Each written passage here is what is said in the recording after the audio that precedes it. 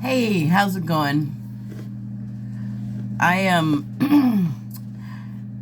I have not made a video in a few days because I made one that was over an hour, and for some reason that's kryptonite to this phone. It just won't upload it. So I'm not happy about that because I was like really happy with the way it came out and all this other stuff. But how many days did I wait for that thing to load? I think a total of 4 days. So that's why there have been no new videos, and actually there's no guarantee that this one's gonna go up, but I gotta keep it short, keep it under an hour. Gotta get my laptops working. Okay, don't need a twist tie right now. So, I did pull some cards. They're from a couple of days ago, so we'll see how they work. But I'll get to those in a second. Before I started, I was looking for this post I had seen, but I couldn't remember exactly where I saw it, so I checked all my YouTube history, and then I realized that's probably not where I got it. I think I got it from Facebook, but I'm just not sure, and it was a few days ago. See, I had like two things sitting waiting to, like an airport, like waiting for one plane to get the hell out of the way, and that was that over an hour video they wouldn't post. So just like the two planes sitting behind it, waiting and waiting and waiting. So here's the next plane, I guess you could say. The post, I couldn't find it. I believe I think I might have seen it on Facebook. I might have seen it on Twitter. I just don't know anymore. I watch a lot of stuff because I don't go to a job. Like, that's kind of my job. So it's wherever it is, it's buried. And I had taken a screenshot of the quote, but that's gone because every time I make a video, I have to empty everything, and I just cleared the cache. I'm sorry, I'm just ranting. I'm bent out of shape though, that every time I feel like I'm picking up some momentum, some idiot tech issue just mucks it all up. So, okay, that's enough complaining for the moment. No guarantees I won't start doing it again. But anyway, hold on. I am not so interested in seeing how many chins I have. Yeah. Okay, so the quote was from the gold rush days in Alaska. And, I'm sorry I don't have the man's name or the name of his tribe, but he was Inuit. So the quote is, "The greatest peril of life lies in the fact that human food consists entirely of souls. All the creatures that we have to kill and eat, all those that we have to strike down and destroy to make clothes for ourselves, have souls. Souls that do not perish with the body, and which therefore must be pacified, lest they revenge themselves on us for taking their bodies." So, again, this quote was taken, and the photo that accompanied it was from the gold rush days when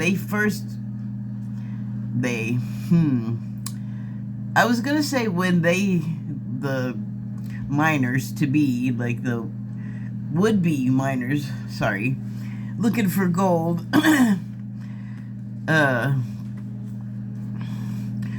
would have come upon these people. This is like early days of travel to North America, and it's funny because I just read a James Michener novel about a British lord that's it was a story for him of the conquering of the journey, and then for pretty much anybody else on the journey, they're like, well, we're not lords, so we're trying to find gold. And they're following this Lord guy, and he's got all these preconceived notions, and he doesn't want to take advice a lot of times from the locals about what to expect from the territory. And he starts off with like a dozen people, and by the time he gets to the end, because he's so bullheaded, there's just the two of them. So I imagine it's around the same kind of time period, like the 1800s, probably early to middle. So the point of telling you all that is that the Inuit shaman, the guy was a shaman, by the way, that said this quote is pictured fully clothed in furs, okay? I believe there was like drying racks in the background for many native tribes do this, whatever they hunt. If it's like a big beast, they'll break it down to all of its components,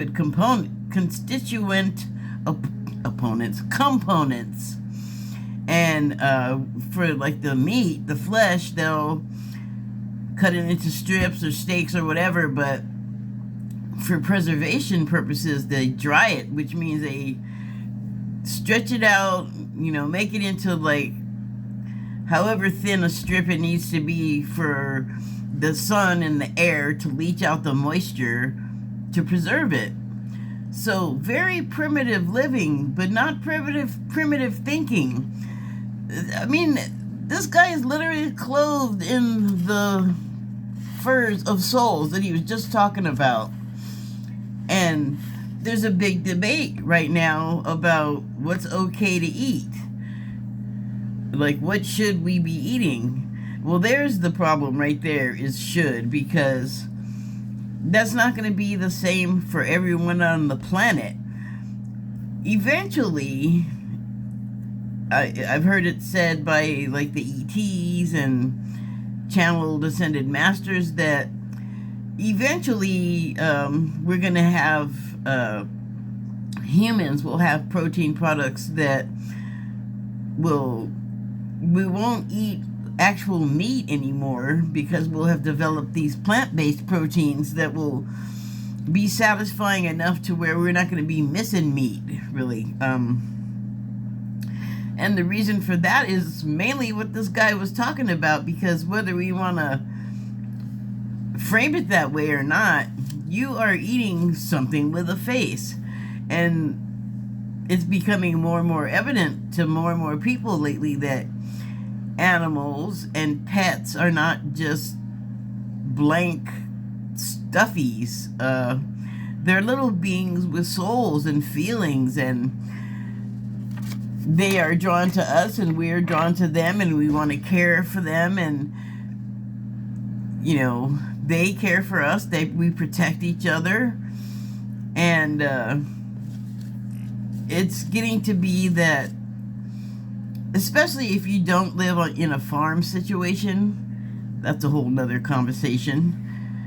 But if your closest relationship with meat is the way you find it in a supermarket, then your relationship with it is going to be kind of different, very different, because you don't have to see it as a living thing that you have taken the life of, and then you're eating and wearing it. Or we're not necessarily wearing what we eat, but the guy that made the quote would have been. So it's just so deep to me that he made all of these connections while he just still had to do it. And understand, there was no supermarkets. There barely is now. It's so, like Alaska is like, ooh, it's not supposed to be scratching my scalp. Alaska is like Hawaii in that when you go to the store, it's like in Hawaii, it's 3 to 4 times. Maybe that's a little too much. Maybe 2 to 3 times more expensive than it is here. I don't even know if that much. That kind of seems like a lot, especially in terms of prices now. But True Detective on HBO that just finished that takes place in Alaska, and one of the detectives, Torres, I think her name was, the African Native American character. She was one of the detectives, and she is with a friend of hers at the store, and it's her sister rather, and her sister wants, I think, Oreos, and they were like $20. So, that's that gives you an idea of what grocery prices are like there. Like I think in Alaska, all of those shows about the families up there living on the homesteads and carving out an existence in the wild lands, it's still kind of like that there. There's excuse me, don't get hysterical. There's big wide open spaces, and there's not car lots and strip malls and 50 Starbucks everywhere you look. It's not like that there. It's undeveloped, which must be nice. So what I'm getting at is there's probably still a lot of hunting and fishing that goes on, and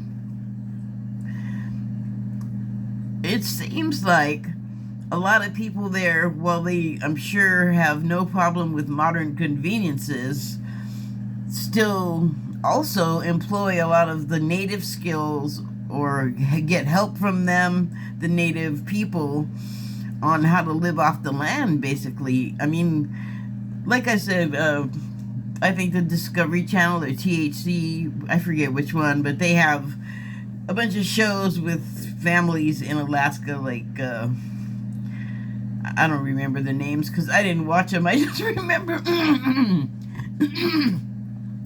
excuse me, one where there was a pretty big family, and one of the young men, I think one of the children, supposedly adult children of this family, ran everywhere and was kind of a hyper spaz, in my opinion.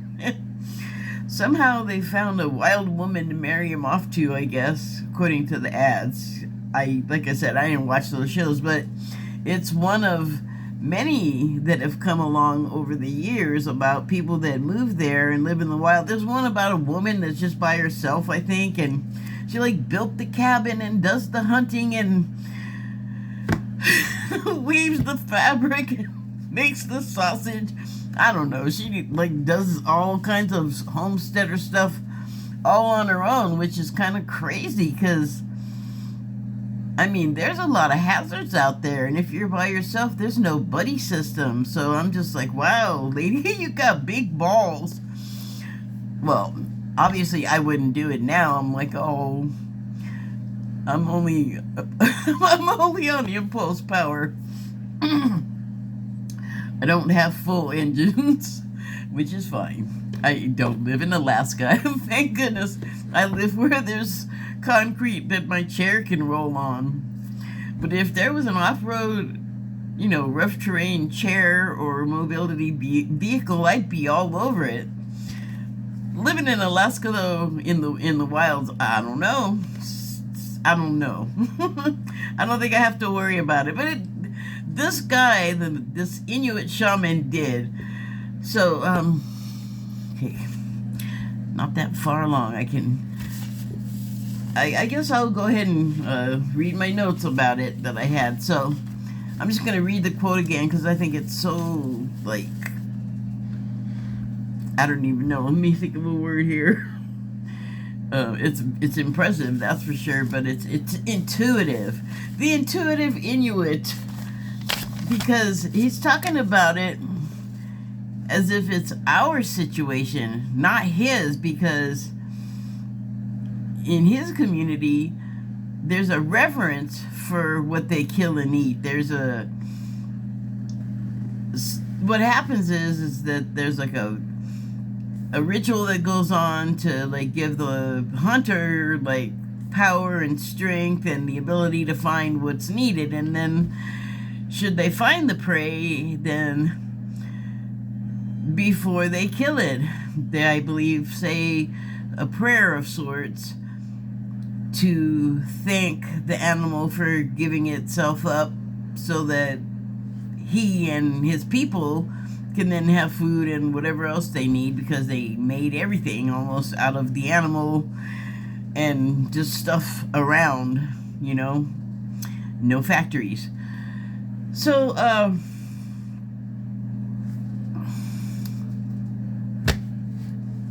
it's a lot different from us. We do have the choice not to be eaten, sold, and not to be wearing souls. There's been like a huge hubbub about furs, enough so that people are at least saying their furs are fake or faux. But truly, I mean, an animal does not have to lose its life for someone to have a fur coat. This Inuit shaman, none of that existed. So here's the quote again. The greatest peril of life lies in the fact that human food consists entirely of souls. All the creatures that we have to kill and eat, all those that we have to strike down and destroy to make clothes for ourselves, have souls. Souls that do not perish with the body, and which therefore must be pacified lest they revenge themselves on us for taking our bodies. Talk about a truth bomb. I feel like some can read something like the above and not be affected by it. Not in a way I'd call positive. In order to maintain a status quo, a standard of living, the soul that also requires itself for its survival isn't considered. Fish don't feel pain. Or do they?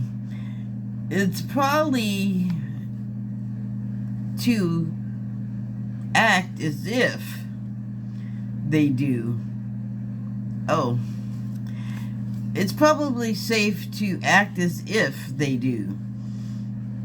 As Paul McCartney so graphically related his turning point away from sport fishing, because he was in the act of releasing his catch and caught the fear and misery of the fish gasping for air, because it was not in the water where it, could breathe. And not to mention the fact that, like, you're totally playing the poor fish, like, it's just there thinking it's gonna get something to eat, and the something to eat pokes a hole in its face and drags it out of the water by its face, and then it can't breathe.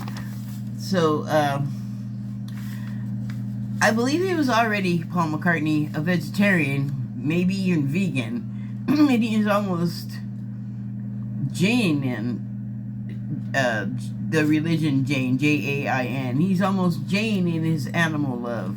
Jainist? There are strong emotions or opinions on the consumption of food that house the soul. There's anger and resentment at they who do. Blame and recrimination. We get mad at each other for stuff, and it's like, I think of the people getting angry, and I'm like, who do you think you are? Do you live in this person's, like the Inuit, do you live in their situation? Anyway, it's very similar to what you'd hear from a fiery preacher. Sinners are in big trouble, and worse, or more, or whatever. Both are akin to striking a child. And if you do, by the way, better be one of yours and at home. Lots of opines on that matter, too. Lots of judgment from the preacher and the congregated, in the place where, if I understand correctly, we are reminded not to do that. Judge others. Whoops. And that if there's going to be judgments made, aren't we instructed to leave it to the Lord? In His house? The presumption of us, it's unbelievable. Back to the consumption of the faced food. For some, it's part of tradition, culture, even religious, spiritual ritual. It isn't simply mindless consumption like the way we do here in the U.S. Not everyone, is a born vegetarian. Some of us have a moment like Macca's McCartney, if you don't not familiar with that term.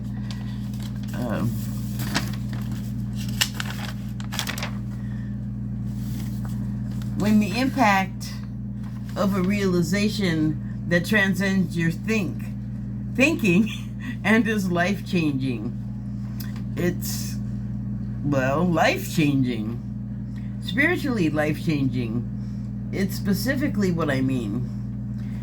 In that inexplicable, near indescribable moment when there's an unmistakable, shared, unspoken understanding with a being not like yourself. When we fully grok this little or massive beast that isn't human, doesn't human talk, and yet you understand what they're feeling. They feel like you, like we do. That animals, all of them, are living creatures too. They go out and get them groceries, bills, rent, paid for, so to speak, for their families. The animals do. Because they mate, at the very least, they propagate. So that constitutes a family for an animal as we see it. They hang out like the birds. They flock. Our domestic pets seem to pretty much congregate together as well.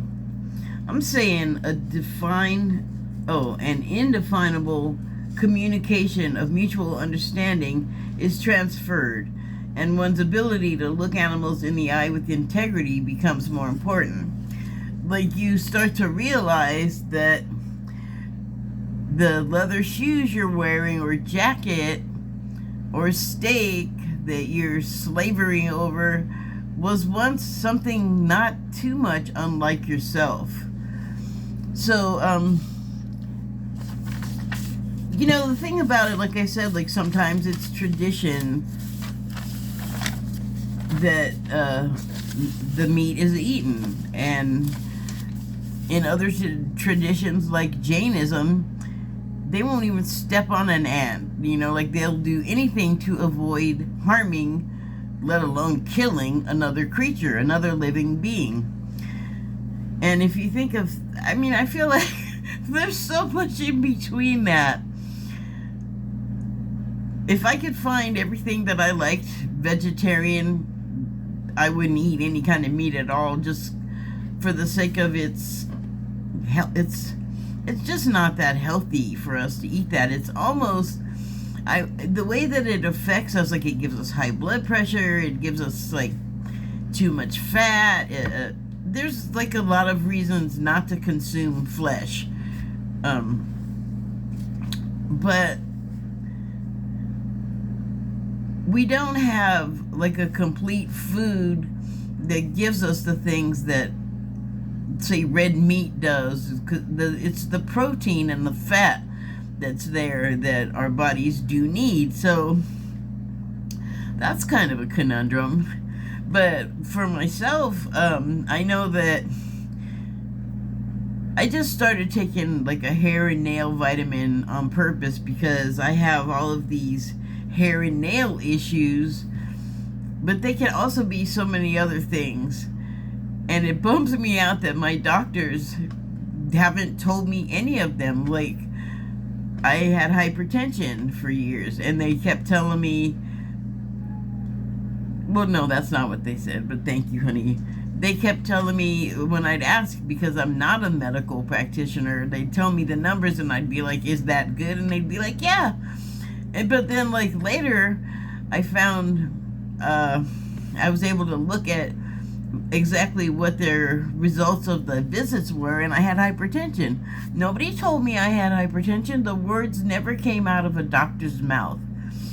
And then, later, I had changed my diet, and pretty much I've eliminated fast food, except for, like, every once in a while I'll get something. like once a month probably. But like my groceries, I generally don't buy any meat because I can make fast food type stuff out of non-meat that tastes similar and kind of better. You know, it doesn't have like the Taco Bell grill flavor, but it's not bad. It's pretty close. I mean, you can make meat substitutes out of a lot of things, so. But the problem with that is, like, alone, it's not enough to help with my issues. So I do have to eat it occasionally. Then I just started taking this biotin vitamin, and I'm not noticing any. But so anyway, I changed my diet, and then the next time I looked at my chart, I didn't have hypertension anymore. But I knew how I got rid of it, and I knew that I did it after the fact. It was because I was eating a bunch of raw onions because it just felt like I needed to eat them. Like somehow I knew that was a thing, but it also was what got rid of my hypertension. Like I no longer have it. They didn't tell me that either, that I didn't have it. So I'm learning about the condition of my nails and my hair and things, and obviously you can look at a person and see like certain things are not going like great with their health. Like take a look at this, for instance. For years I had a cat allergy, and it's for some reason getting me real bad right now, and it looks like my cat socked me in the eye, but it's really his dander and his fur. And I had it for years before they had to like do tests to figure out what it was that was making the brown under my eyes happen, because it looks brown to me. What are you doing? What are you doing back there, crazy? Well, anyway, that's why I have this. I thought it was stress. It does look like I have black eyes, and they just flared up really bad lately, but I'm not sure why that happens. It's like I'd have to see so many doctors to find out these little details. They don't even tell me the big stuff. And now we have like a system where I go to the doctor where I can go online, and if I can get into the thing, because half the time I'm locked out, but if I can get on there, I can look at all of my visits and look at all of what the doctors had to say. And then what does that mean? Well, if I'm looking at it at 3 in the morning, I can't call anyone to ask, so I have to look online. So I've learned a lot, and a lot of what I've learned is they don't really tell you anything. You're only in there for like, you're supposed to have 15 minutes with the doctor. I'm sure I have like 7 max. I never get to tell them everything I want to say, and they don't tell me shit. They don't tell me anything. So, not gonna have a heart attack about it, because that runs in the family. But it's just another indicator, like, wow, you really got to pay attention to what you're doing to your body. And several things in my life have alerted me, like not even my own personal life, but it's given me a look at like how it's possibly affecting me the same way. Like I know several diabetic people, but I had a conversation with a particular one where they were relating like a doctor visit, and they were being told like you got to cut all of this sugar, and probably salt is no good for you either. But I have since learned that if you don't like make your own food yourself from scratch, there's almost no way to avoid it. So this person changed their diet, changed their ways, and still, you know, had the like very little change in their diabetes. So that sucks, because it basically means that everything that you could just pluck off the shelf and eat is basically harmful to you if you have, say, diabetes or hypertension, because this is a terrible thing. But you know what? Right now in USA, and capitalism is king, the reason why there's added sugar and added salt and high fructose corn syrup that don't need to be in there, and for some reason not sugar, although they made that terrible too, because naturally occurring sugars are fine. Processed sugars, not fine. Not fine for you to eat. But it's in everything. So here's the thing, is the producers of this stuff and other chemicals and things maybe overproduce and have a surplus, and so it's sold to food corporations and they work it into their recipes because they got it. It's like, you didn't have to buy it, and you certainly didn't have to force it on us. We're already like not well as a society, and you guys are not helping. Here's another story I learned probably, gosh, over 10 years ago. Bacon started to become huge in fast foods. There was just like a rash of bacon at all of the fast food restaurants. The Baconator at Wendy's that's when that started. And I saw an article a couple of years ago, and here's why. Pork producers didn't sell all of their bacon. So they approached all of the fast food and restaurants and said, hey, buy our bacon surplus. And that's why Jack in the Box had a beef stuffed with bacon sauce burger. And just everybody had bacon. I think even McDonald's had actual bacon. They may still. So, as opposed to Canadian bacon. So yeah, that's how I learned about that, and that's why I subsequently learned it's the same for sugar and salt and high fructose corn syrup. But I actually learned that a long time ago, like years and years ago, but I didn't understand the impact. I mean, just because it tastes sweet doesn't mean it acts like sugar. Once you consume it, it doesn't. It's like drinking lighter fluid with your tea because it's sweet. It ain't sugar though. It'll kill you. It has killed people. They had to take the sweet out of, sometimes we're just not good people. But a lot of times we are. So anyway, how am I doing on time there? Alright, I'm going to stop. Hopefully this uploads. Thank you and good night. Remember, we're moving away from eating stuff with souls. One last thing. One really good reason to not consume meat is the way that it's raised. Come on, let me finish. I'm almost done. Is the way that it's raised. For instance, if it's packed in a cage or it's packed into a slot and it really doesn't move except to come into the place where the slot is, and that's just where it lives. It eats, drinks, poops, pees, everything in the slot. It doesn't know the outside really, except for maybe they catch a whiff of it. And it's a cruel life. It's got to be scary. They are ill-treated by the people that work in these places. Like, you already know you're going to kill them, so you got to mistreat them along the way. Like, don't you know that happens to us, and we feel, hold on, kitty, I'm almost done. We feel compassion for prisoners, and it's the same with animals. We treat them terribly, and the guardians treat them terribly. And so we're eating their fear, their anxiety. That is terrible for our spiritual digestion. Okay, I'm not completely off meat, but I'm moving away from it. And health and soul reasons are, to me, like really good reasons to stay away from eating stuff with souls. Okay, thank you and good night.